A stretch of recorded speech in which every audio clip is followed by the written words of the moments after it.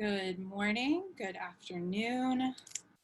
We are just getting settled in, so make yourselves comfortable and we'll get started in just a minute.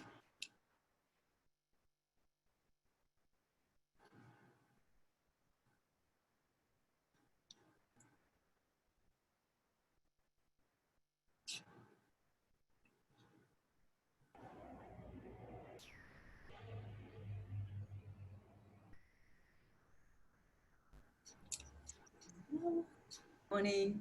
Morning. Morning. And afternoon, depending on where we are. Oh yeah, afternoon. Good morning to you, Sally. Hello, good morning. Hello, good afternoon. Hi. Hi.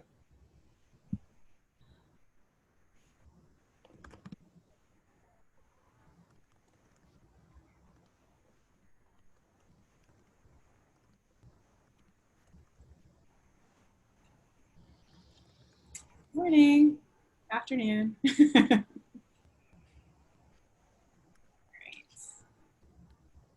All right, well that is everyone, so I'll go ahead and get us started. My name is Margaret Carrigan. I'm the Senior Editor Americas and Deputy Art Market Editor at the Art newspaper. We're the journal of record for the world of visual art, covering international news and events from our offices in London, New York, and of course now in the pandemic, the comfort of our own homes. I don't need to tell you guys that COVID-19 has rapidly changed how we all work and is shifting how we experience art.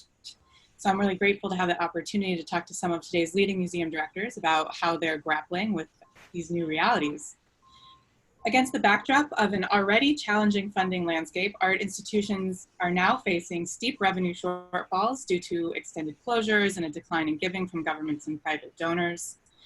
There's a clear need for technological investment, the pressure to cultivate the next generation of philanthropists, and growing expectations from younger audiences. Museums must find new ways to move forward and that respond to new and pressing public health and socio-political norms. I don't want to delay us getting started any further, so I'll stop chatting. But we have a very limited amount of time to cover a lot of ground, and I definitely want to make sure that we have at least 15 minutes for questions at the end of this from our audience. So without further ado, let me introduce our panelists. We have Sally Tallant, who is the director of Queen's Museum in New York, Zoé Whitley, the director of Chisenhale Gallery in London, Tristram Hunt, the director of the Victorian Art Museum, also in London, and Carolyn Christov-Bakargiev, director of Castello di Rivoli Museum of Contemporary Art in Turin. Hello and welcome. Thank you. Hi. Hello. So I think to kind of lay the groundwork for everybody in the audience first, if we can talk a little bit about your predominant funding models and revenue drivers pre-COVID, and based on just the varying size and scope of your institutions, and what of those has been most affected by the pandemic so far? I think let's start with you, Tristram, just because you have the largest, most international museum of the group right now. Margaret, thank you, and thank you for inviting me and colleagues to the webinar. So the Victorian Art Museum has around an £80 million annual turnover. Around 50% of that is income from the government, from the national UK government, and then 50% is made up through exhibition ticket sales, cafe, retail, licensing, and a growing body of support from membership, which is a really, really important part of our income stream at the moment. And I think one of the interesting but challenging trends of recent years is that British museums in particular have been very, very successful in terms of their commercial applications over the last 15, 20 years. And so when you have a total commercial collapse, like we've seen with the COVID-19 pandemic, we feel particularly exposed. So we've had as you can imagine, a total fall off in corporate event income, in licensing income, in exhibition income. And because we don't charge an entry to the museum, because the museum is free to come into, even when we reopen, we're not going to see an uptick in income there.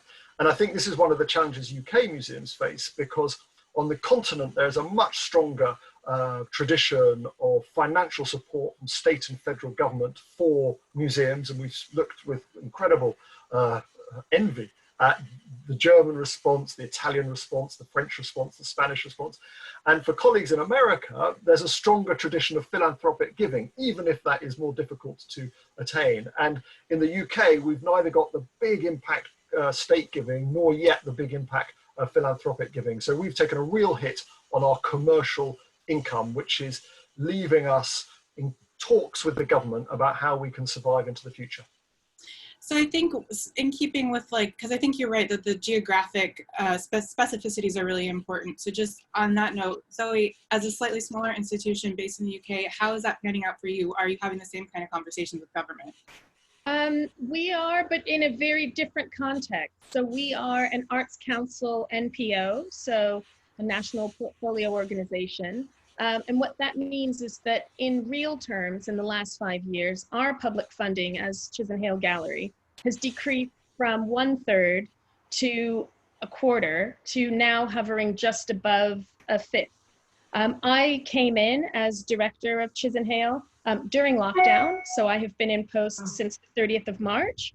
And my predecessor, who had a very successful tenure, publicly stated that she spent about 75% of her time fundraising.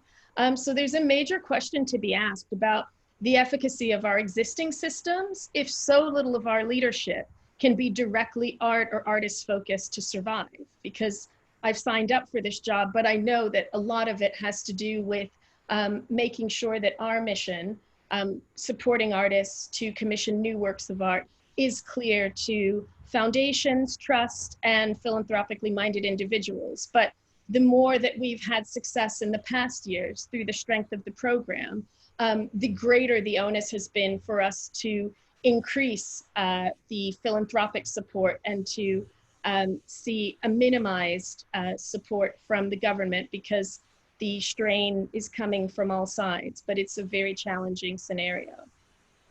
Carolyn, maybe you can speak to being in Italy, how government support has helped you, because as Tristan said, you know, the landscape there in continental Europe is a little more robust when it comes to government funding. How has that helped you guys? Because you are actually the only institution so far who's reopened its doors so far. Yes, thank you so much, and it's a pleasure to be here with all of you. I was just reflecting on what Tristram and Zoé said, and I agree with both perspectives. I mean, we are rather a small museum from the perspective of the budget turnover, which is about 6 million. So that's what I call a boutique museum, as opposed to the 18 million that Tristram was mentioning. I would say that our proportion was, before COVID, different from what he said. I mean, we have about, I would say, 60 to 70% government funding, which is coming, however, not from the national government, the state, but from the regional government. It's a regional museum, and the city museum, it's a Civico museum, civic museum. So the money coming from fundraising or from ticket sales were not free, and bookshop and restaurant and cafeteria. Food is very important for Castello di Rivoli. We have a Michelin star chef and also a very lovely cafeteria. So people come from across the planet to eat, you know, Davide Scabin's food, and then they also catch an exhibition along the way. But that said, that doesn't make up for more than a certain smaller proportion of funding. And another mixed system that we have, which is neither exactly public money, nor is it exactly private money, is the support of the two major bank foundations from the region of Piemonte, the Compagnia di San Paolo and the CRT, the Fondazione CRT. These are not banks. They are something that was detached from the banks with the positive of the banks about 10 years ago, and then self-invests like an endowment. And the only mission for these foundations is social welfare and culture. So it is technically private money, but it is in a way something in between. So we do have membership and friends of the museum, so private individuals who give a little bit of money. And we do have, let's say, also another system of funding, which is that we work for other people. We organize exhibitions for other places. For example, if in Cuneo or Alba or in another place, I mean, but every one of us do this, I think. We tour exhibitions, and so we also have a little bit of revenue coming from touring exhibitions. Our Michael Rakowitz's exhibition, which was also co-produced with Whitechapel, so we shared the costs, was then toured for a fee to Dubai, to the Jamil Foundation. So we do that quite a lot, and so that's another revenue source. But what you asked, I think, is very important, because it is true that Italy has in its constitution, I mean, the Article 9 of the Constitution says that the Republic must take care of the patrimonio culturale that belongs to the nation and the landscape that belongs to the nation. So there's an obligation, a constitutional obligation that binds the government to support the arts. And we have a lot of arts here because of so much archaeology, especially, so much archaeology. And even though Italian patrimoine from the past was gravely depredated, in the sense that, you know, half of the museums in France during the Napoleonic era were filled with works from Italy, which was under Napoleonic rule. And so, although not the Gioconda, not the Mona Lisa, that was actually acquired by the French king. But we have a lot of things that were lost through stealing from churches and so forth, which was then sold in the antiquarian market over the 19th century and early 20th century. But there are very few restitution cases, although, okay, I know that we're supposed to talk about funding. So what I wanted to go back to funding, we do have a COVID-generated action taken by the government, which is on the one hand to support the national museums, state museums, with 100 million euros, and the non-state museums like ours with, and also publishing houses. It's, for some reason, it's in the same thing. I think it's 245 million euros distributed through a system that will be set up over the next month. So that will hopefully compensate also in a very capillary way, from Sicily to Sardinia to Torino to Rome to Napoli to Milano. I think it will be able to compensate the losses, which we have about 1 million euros estimated losses for this year 2020. I think the capillary, I like that term for it, is a really good analogy, and I think that's a really good opportunity to ask Sally, have you been able to access any of the stimulus programs that the US has put out, and how is that helping the Queen's Museum, or has it at all? Yeah, hi, good morning, everyone. Thanks for inviting me here.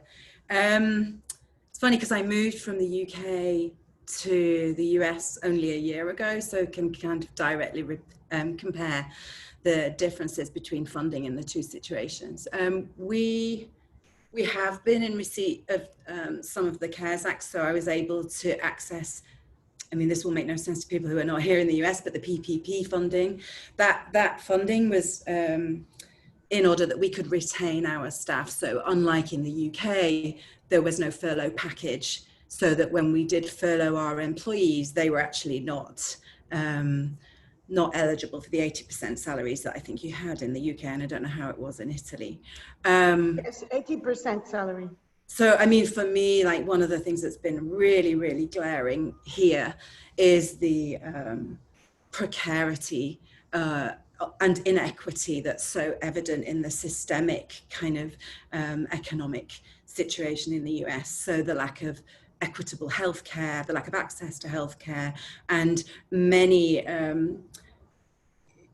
other things that are not in place mean that when people are unable to work, they're not eligible for unemployment. They're not necessarily eligible for the kind of support or even the healthcare that one would hope that they should be. So it's been a very difficult time for us, because we're aware that each one of our staff and all of the people in our communities are also facing this incredible uncertainty and precarity and unemployment and long-term possible recession coming out of this. But the question around our funding, we're a similar scale to you, Carolyn. We're $5.2 million in a normal year. Actually, I'm 40% down this year, and I'm predicting at least a 40%, if not higher, decrease for next year, which is eye-watering and a little painful to imagine.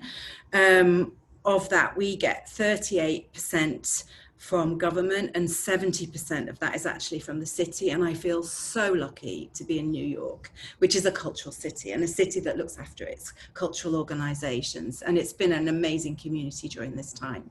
So Queen's Museum is located in Queens, which is the most diverse place in the United States, but is also at the epicenter of the epidemic here in the United States. So it's suffered really disproportionately from COVID, and also from the kind of inherent systemic racism that's played out across all of the housing policy, everything here and in the world. So I'm in a city building, which I'm really grateful for. That means they look after our infrastructure, they look after our energy bills, things like this, which are really huge and really great that we're able to take that. I think governance is very different here. So a percentage of my income comes from my board as well as individuals. And I think that's something that people maybe don't realize when they're talking about governance in the UK. It's a very, very different system than here. And I'm really grateful to my board for sticking with us through this time, because for many of them, their businesses are also shaking in the face of this. One of the biggest hits for us has been that we were unable to have our gala, which actually represents 10.5% of my income. And so that immediately was a kind of loss in income this year, and is something that we are here in the US very reliant on. Our earned revenue is only 14%, and I feel I talk a lot with my colleagues at MoMA and the Met and bigger institutions more like yours, Tristan, where that is a massive concern, because just the loss of income on ticket sales and revenue really hits hard. So I feel really lucky to be in a smaller organization where I think we can be a little more nimble, and because a lot of our funding does come from foundations. They have been amazing during this time. Many of them have reached out to us, have developed opportunities for the sector to be able to get support at this time, but also have unrestricted some of the funding to enable us to use it for general operating support. And things like this have been amazing, and it's felt very much like a community response. So I think that side of the pandemic and its impact has been really heartening. The cultural sector and the philanthropic sector have pulled together and are working hard to think about how we can sustain the ecology of all scales, small grassroots organisation as well as large museums. And we're trying to really think about how we can sustain the ecology moving forward and coming out of this. Yeah. I think what you bring up about the ecology of fundraising is really important, because I think the pandemic has, like you said, Sally, really laid bare some of the precarity that was already functioning within the system on so many levels. And I think, the Ford Foundation recently announced that they were going to work with 5 other foundations to borrow against their endowments, and all towards the end of providing a more accessible model of funding for institutions in times of economic hardship. I think that's kind of an interesting proposition per se, and I wondered what kind of conversations are you guys having internally at this juncture about how to kind of reshape your funding models, like what kind of partner institutions you want to work with going forward? How do you plan to do more, you know, like fundraising around digital accessibility and whatnot?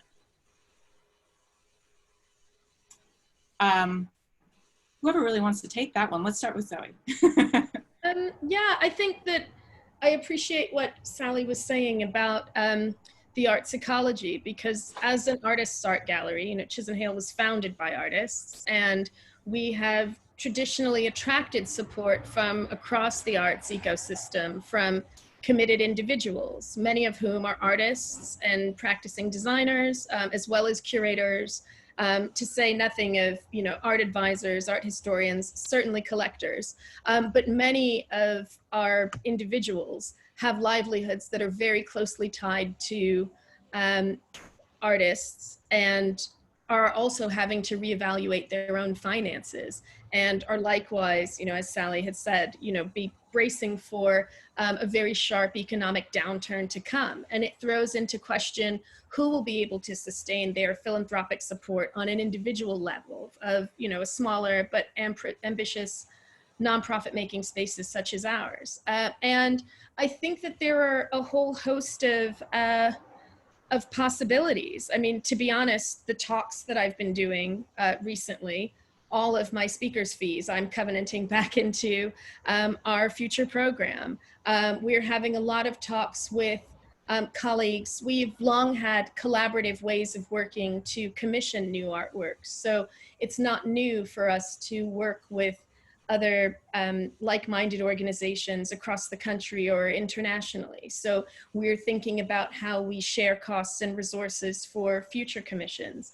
And also, I think having to make some of those more difficult decisions that we as a sector have really weathered incredibly well year on year, of finding ways to be resourceful and to do more with less and less. But sometimes what we have to face is really focusing on the DNA of our mission and doing less with less, and having to really focus how we work or how many programs we do, the length of time that exhibitions might run. I think there's a really holistic approach to how we rethink what it is we do, because that was a multi-part question. You also asked something about digital programming. For us, because what we do is bring artists' ideas to life, you know, both through kind of critical friendship and a long period of engagement as their ideas develop before the commission kind of takes place and materializes in the gallery. It's not a matter for us of wanting to become a digital organization, and really the form has to match the function. So I think that in the kind of immediate aftermath of everybody realizing, wow, we're going to be indoors and quarantined for a very long period of time, there was a rush to put content online. I think in the way that as an organization, we've always aimed to be artist-led, we've really tried to pause and to take our lead from artists. You know, what do artists need? They need money and time and thinking space, and not to be rinsed for their ideas. Then actually looking at our past program and paying an artist a fee for showing an archive film may be part of what we do. Learning from artists who are creating responses that we want to be a part of. So Ty Shani, who was one of the winners of last year's Turner Prize, along with Hannah Noralee and Anne Dufaux, developed a program of artists' films for Twitch TV, like super responsive, pays a fair salary to artists. And so we've come on board as co-commissioners for what will soon be Series 2. So I think that there are ways to think about how we work in a manner that is true to our organizations, and that isn't so much about kind of rushing to have a response, but to think what's fitting and what do we need to do to support the sector that we're a part of. And I think that's been our main goal with everything we've been doing. Sally, I saw that you were ready to piggyback on something that she was saying already. Yeah, I think that possibly similarly to you, Zoe, because we're not an encyclopedic collecting institution like the V&A or Carolyn, like you, we don't have that material. So although we were founded in the World's Fair, like interestingly in 1939, coming out of the Great Depression, so a very similar moment, we've been looking back at the history of the New Deal, the WPA schemes, but also CETA, which was an initiative here in the US, which employed 10,000 artists. And we realized that we are not going to be able to make exhibitions in the way that we have in the past, but that's a good thing. We can reinvent what exhibitions are and what the relevance of the space is, and also to think about ourselves as a more porous institution. How do we relate more closely to our communities? But I'm, like Zoe, trying to work out how we put as much money as possible into the hands of artists and educators at this time. Many of our community are freelancers. They don't have access to unemployment in the way that other people might have. And I think that that's an important thing for us as institutions to think about how we can sustain that ecology. So next year, this year, because our fiscal year ends in June, we're entering into what I'm describing as a year of uncertainty, and we're going to embrace everything that means. And hopefully the institution, we have studios on site, which I think is a wonderful thing. So I'm going to offer free studios to artists. We're going to be able to build a community of artists, and together with them, we're going to rethink what the Queen's Museum can be and how it can be relevant for its communities moving forward. And I think we were already very concerned about the climate emergency. This grief is not just related to the pandemic, and so we will be operating much more hyper-locally and trying to fabricate on site, doing less shipping. All of those things, I think, will enable us to develop a sustainable model, not just financially sustainable, but ecologically sustainable, and not just in relation to the climate, but also in relation to the larger and wider arts community.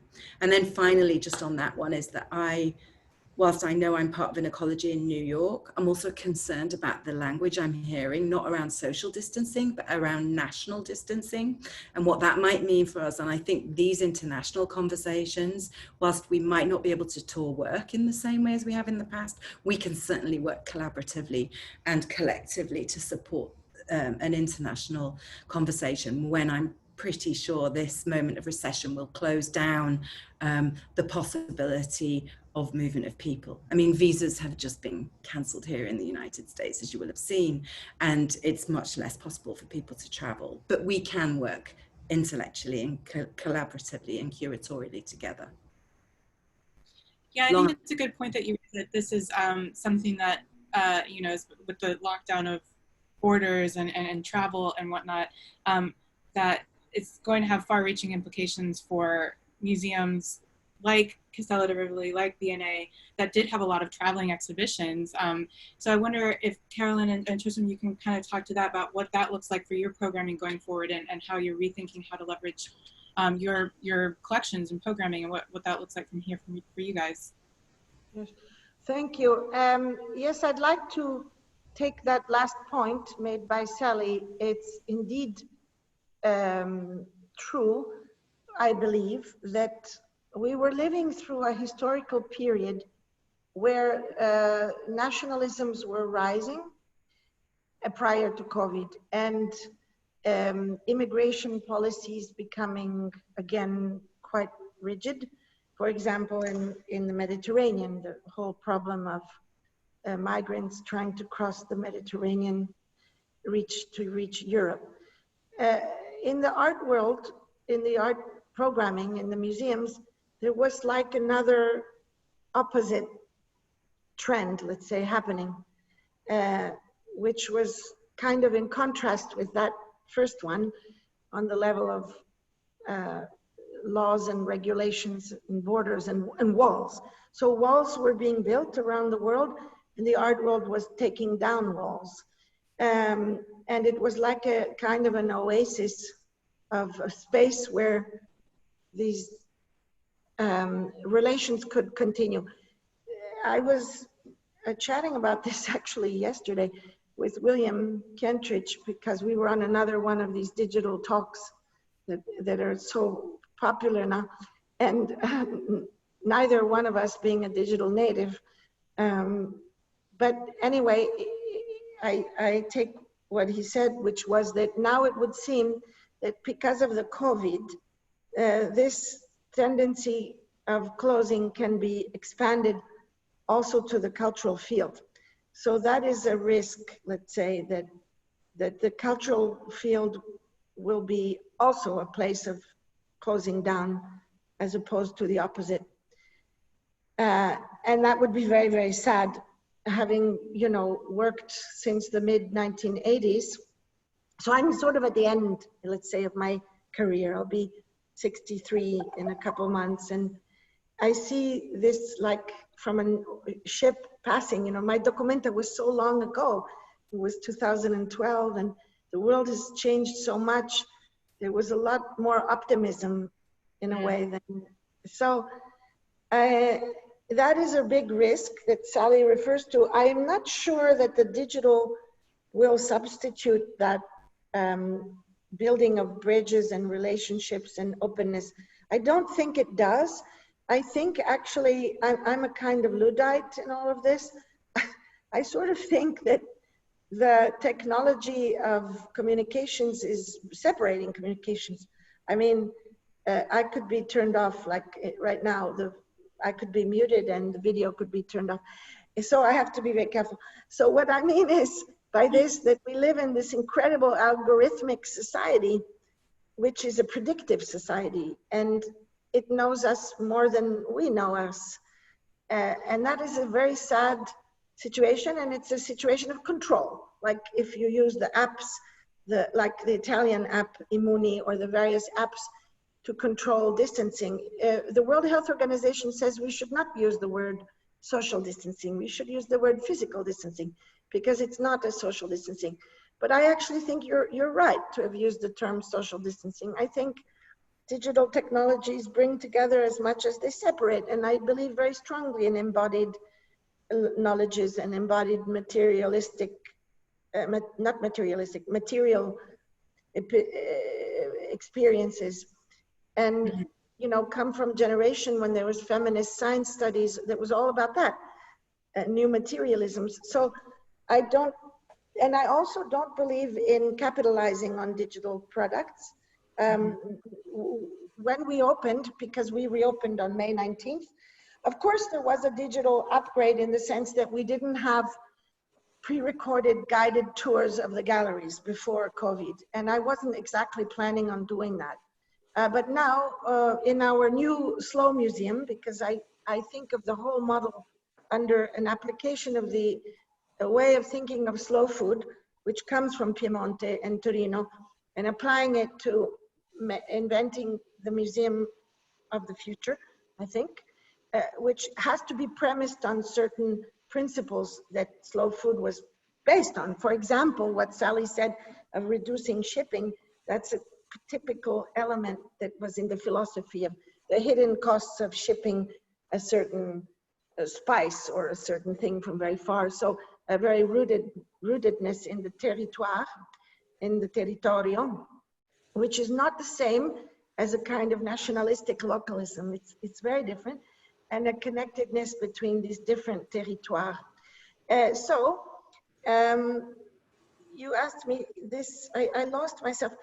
There was something that I was about to say, but I think I forgot. Oh, the digital, yes. So we did the pre-recorded guided tours and all that, which would be normally the materials for a so-called museum app that you download for €1 and it disappears off your phone the next day. I hate all that, and we just give it away. You know, so you in New York or in Vancouver, anywhere, you can just go through the museum using your cell phone. You just click on the map, which is on, and take it home with you. And so we won't be trying to finance the museum through digital sales of digital products. Absolutely not. Also, because then we would enter into the whole CIA, the whole copyright issue, and we would need to fundraise a lot. Of course, that doesn't have to do with paying small fees for new contents to artists who need to work.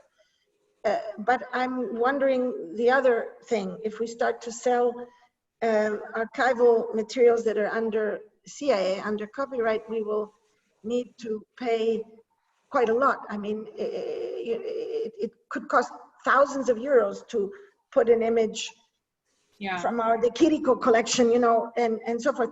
But one thing that you didn't ask me, but that I would like to just pop in, which might be off the subject, but for us, the collection is very important.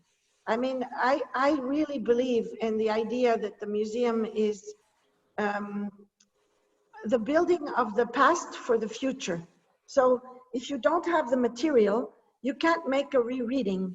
There's no way you can reread the past. And I'm against psychic removal. For the sake of time, I think that's a really good way to turn over to Tristram, because he too has this encyclopedic collection that they're working with the V&A, and I'd like to briefly at least touch on how they've been revisiting that as well in this time, and kind of then move on to, you know, the future of museums, which is a very important topic that we will get to in just a second. So Tristram, just well, at the V&A, we like buying and selling. We came out of the Great Exhibition, which was partly a commercial endeavor. We have a shop right at the heart of the museum, so that if you go through the museum, you go through the shop, and if you leave the museum, you go through the shop. And we like that because we support makers and designers and artists. And one of the great products that the V&A has developed over the last 10 to 15 years, partly thanks to Zoe and other brilliant curators who worked at the museum, is a world-class exhibition program which goes right around the world. And Margaret, you're absolutely right that we've seen that juddering to a halt. We get letters every week, as I'm sure colleagues do, about the delays, the cancellations. Would you be so kind as to extend this? I'm afraid we're not going ahead with that. And there's a kind of financial hit to that, because that's a source of income for the museum. But there's also, I think, this cultural impact, that actually it's wonderful that in Tokyo, the National Gallery, the UK National Gallery, you know, masterpieces are going on display. We've got a Balenciaga exhibition hopefully opening in China later this year. We've got another fashion exhibition opening in Shenzhen. We wanted our kimono exhibition to go around the world, and that's what museums should be about. We are these places for the mixing of culture and identities and traditions and peoples. And one of the great successes is how the exhibition program has brought more people to that. And if I've got one sort of word of warning or hesitancy about the discourse of kind of slow food, even though I love that, and slow museums, and I would be worried about a retreat of museums simply to kind of connoisseurship. I like popular museums. I like museums full of people. I like museums bustling. I like people queuing to get in to see things, because actually that's a vibrant civic culture. And who knows what conversations you'll have in that queue. And this is why I hate COVID. Because all of those elements that make us human, and museums, and I think Sally wrote the most beautiful piece in the art newspaper about being present together, and the role of museums as these centers for interaction. And so exhibitions is a long way of saying it. Exhibitions are part of that. We will do more digital, and we will have more digital only exhibitions, and we have more digital content. But like Carolyn, the power of the object and the wonder of the place, and the great sort of, privilege of the V&A is that the building is itself an object, and seeing the objects within the context is something very, very special. So we'll do all these things, but nothing beats being at the front of the queue and the doors open at 10 a.m. and you're in the gallery, seeing it for yourself.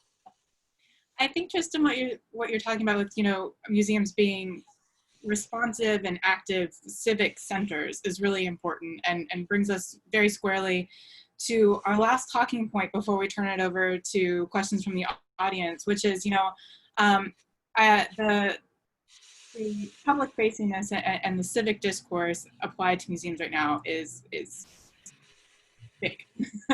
And it's not necessarily a new situation, but, over the past couple of years, we've seen, with the Warren Sanders situation at the Whitney and the Sackler funding writ large, there's increasing scrutiny from a younger generation of how museums make and use their money, and to whose detriment. And I think the realities of COVID-19 have brought into glaring light these already very present social disparities when it comes to race, gender, class. And I think this is really spotlighted even more so in the anti-racism protests that are happening around the world. And they've really added to the urgency of needing to make change so that the arts can be more inclusive and reflective of, you know, their civics as a whole.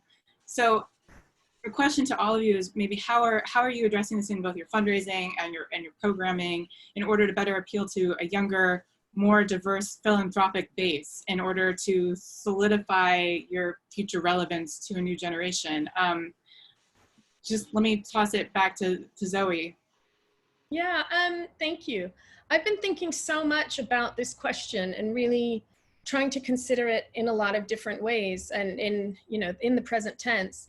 And it's reinforced for me that, we are individuals that comprise institutions. Institutions aren't some kind of impenetrable force field.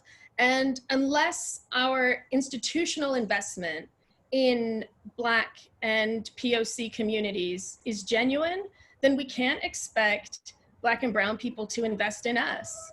And, I think I'm dating myself to a very specific, like late 90s, early 2000 cultural moment, but I think that a lot of people would love for our philanthropic base to suddenly look like that Eve and Gwen Stefani video where they gate crash a gathering of like elderly white elites. And that's a fallacy because the issues we have to address aren't structural. It's not just like a party where if everybody looked different, but it still is exclusive.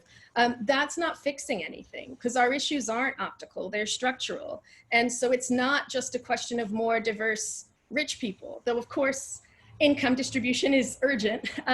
But what I'm saying is that I feel like what we've been experiencing is these kind of extrinsic cataclysmic forces that are making people address how we work differently, but we have to look into ourselves and see what we need to do to address things differently.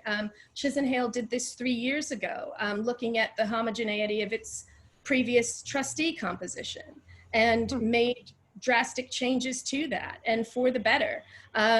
We have to invest in sustainable career pathways for curators and artists of color because what we do is quantitative, and that's so important that, it's qualitative, sorry, but we tend to rely on a lot of these quantitative metrics that if you see them in isolation, only give you part of the picture. So even if we were having a very different content, say about the value of various artists' works, and someone says, oh, well, this is the market value. But if a Black artist or, woman artist, to Carolyn's earlier point, had been locked out of the market for so long, then we can't hold a number kind of in isolation and say like, oh, look, this is science. This helps prove our point. I don't mean to ramble, but what I'm saying is that, I'm reminded from the fashion world of an example like Vogue, American Vogue, only having had its first African-American photographer to shoot a cover because Beyonce made that happen. She said, I'm working with Tyler Mitchell. And I think we have to find ways to not wait for someone else to force these changes upon us, but for us to say, actually, there are these major shifts that have to happen if we want to see these changes. So I think that's a lot of what the team and the trustees and I have been doing, is because, it's one thing to say something. And a lot of what you're speaking about, Margaret, I think has to do with the fact that young people aren't accepting the rhetoric anymore. Like they want to see action. And I think that that's a really, really good thing. And, it should galvanize change, and it should make institutions that previously had any number of reasons why they couldn't do something or why change was slow in coming, to really force something to happen immediately. Sally, I know that we had a little pre-discussion before this started, and both Zoe and Sally had a lot of excellent points to make on this. So I want to also make sure that you're able to speak about this from the Queens Museum. As you said, Queens is one of the most diverse places in the US, and how is it responding?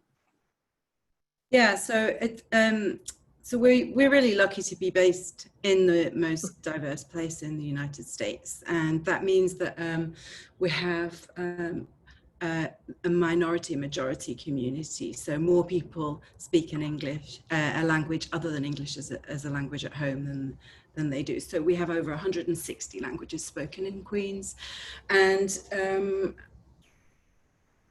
our museum, which was built in, as I said, 1939 for the World's Fair, interesting in comparison to you, Tristan, came out of a Great Depression, and we also have been host to the United Nations General Assembly at critical moment between 1946 and 50, and we were also the site of the 1964 World's Fair. And during the 64 World's Fair, there was actually a protest by the Congress for Racial Equity to denounce racial economic injustice and demand fair hiring practices at the World's Fair. And when we looked back at that, there was a protest in the Unisphere, and then there was recently, just the other day, a protest in the Unisphere, and it looks the same. And it's really horrifying to realize how little has changed and how much systemic racism and white supremacy is embedded within all aspects of our institutions. So we, together with the Board of Trustees and staff, really have begun, and I say only just begun, to really acknowledge and work together to put together an action plan. So Juneteenth, which was last week, we're going to take that as a benchmark, and next year we'll report out on the change that's happened in our organisation. And we're working together to diversify museum leadership, to make anti-racism training part of our professional development for staff and board, and to look at how we can secure funding to support the work of local Black, Indigenous and people of colour in our communities, and including artists and organisers. And I think, we work with the city. We've developed a diversity, equity, access and inclusion plan, but it's wonderful, as I said earlier, to be part of the Cultural Institutions Group, which is 34 organisations in New York in city-funded buildings. And being able to work together on this means that we can really hopefully address some of the systemic failures that are writ large across all aspects, not just of our institutions, but of the culture. So what we're looking for is cultural change, not just a change to the way we work, but we want to build a different culture within the organisation. And I'm hoping that the uncomfortable conversations that will need to be had, we will do properly, and that you'll see a Queen's Museum that's more relevant to and more defined by its conversation with our communities, who are incredibly diverse, but in particular to address the issue of the lack of support for lack of representation of Black communities, Black artists, equitably within our organisation at all levels. Even though we have actually better representation on our board than we've had before, I think it's a really important and urgent question for us to tackle. I think the difficult conversation that you mentioned is kind of like top of mind for everybody. And I wondered, Tristram and Carolyn, how do you approach having those difficult conversations with your funders, with your patrons? I maybe toss it to Tristram quickly, just because as a major international institution like the V&A has major corporate, major name sponsorships. So how do you guys intend to navigate those so-called difficult conversations going forward? Well, there's a particular onus on an institution like the V&A because we are embedded within colonial history.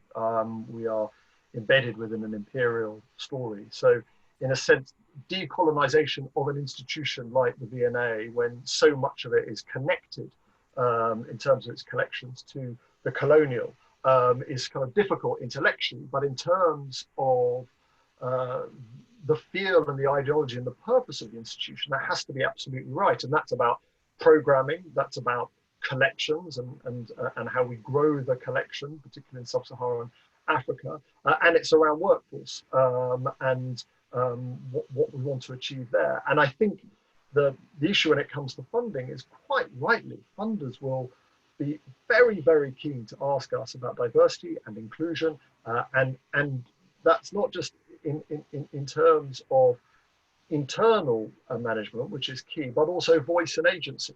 And so who are we working with? Which artists are we supporting? Which collectives are we engaging with?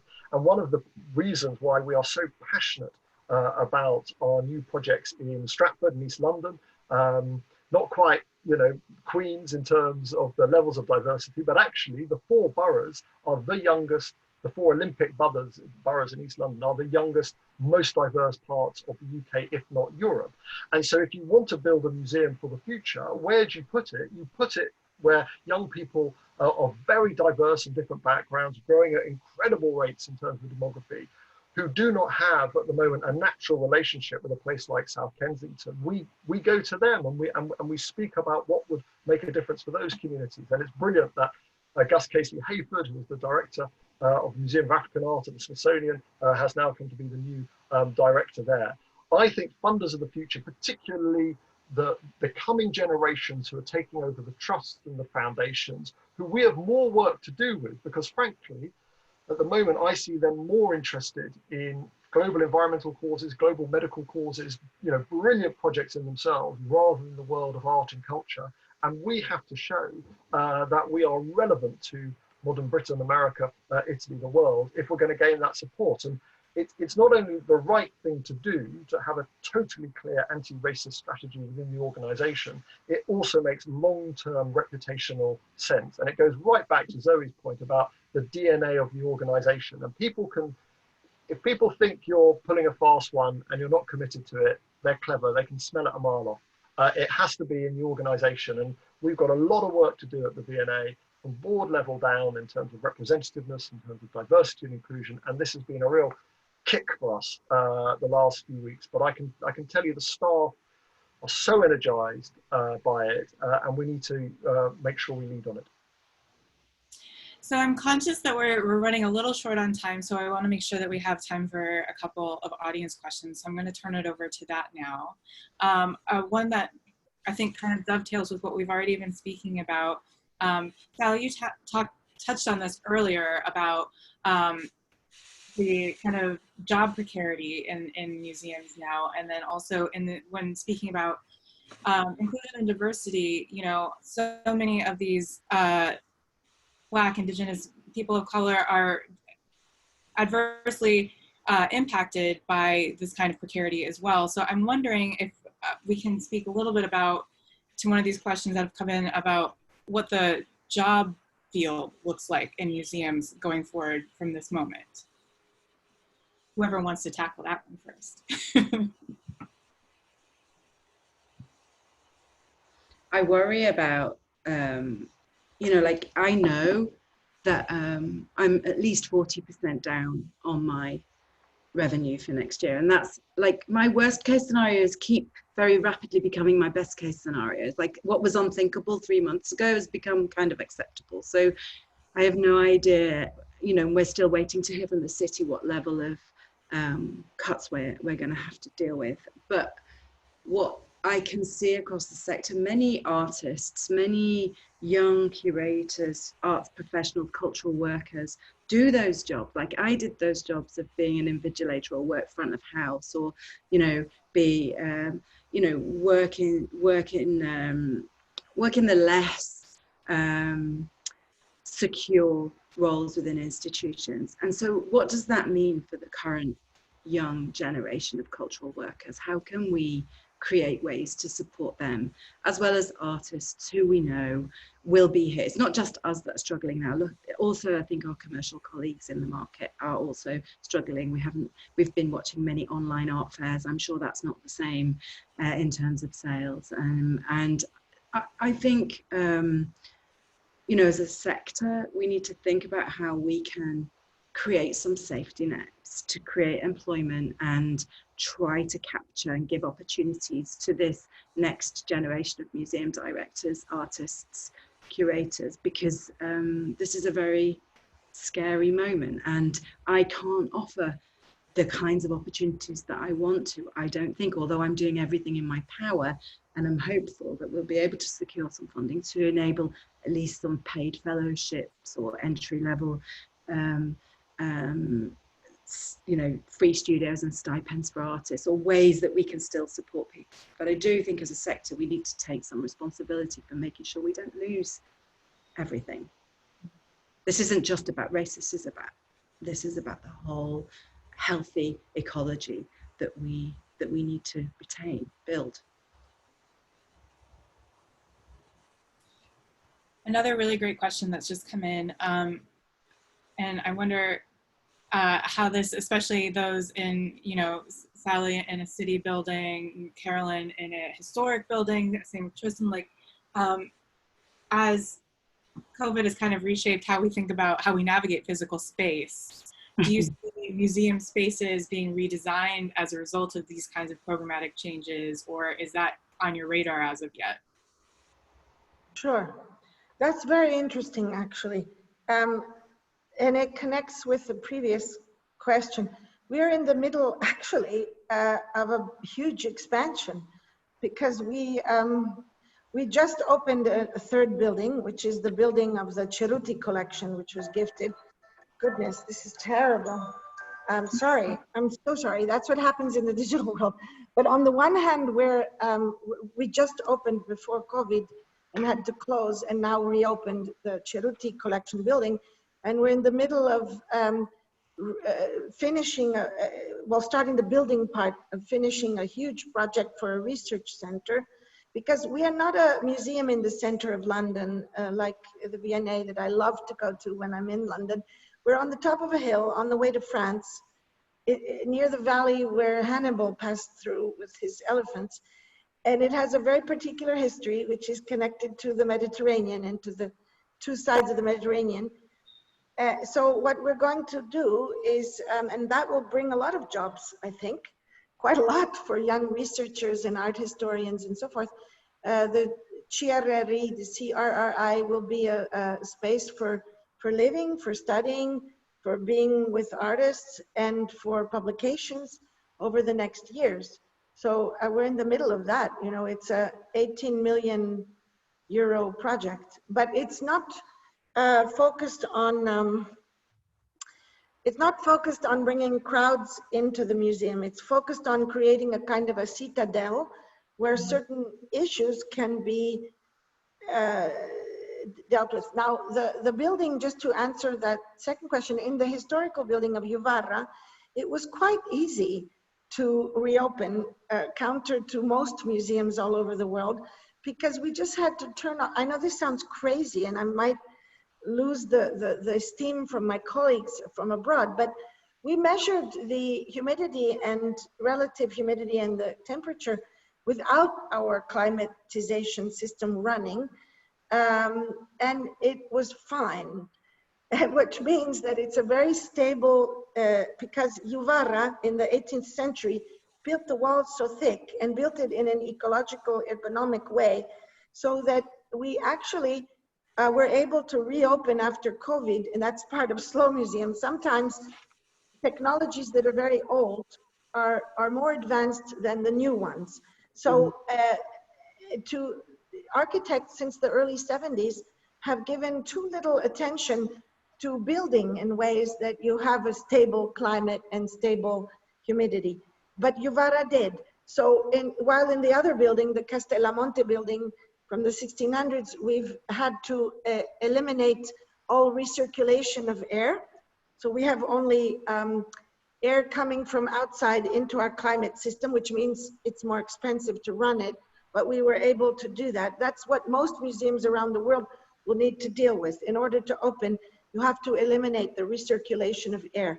So it's a big job. It doesn't have to do only with filters. It has to do with other questions, but we're working on that, and that will be finished, and we reopen that building in the fall.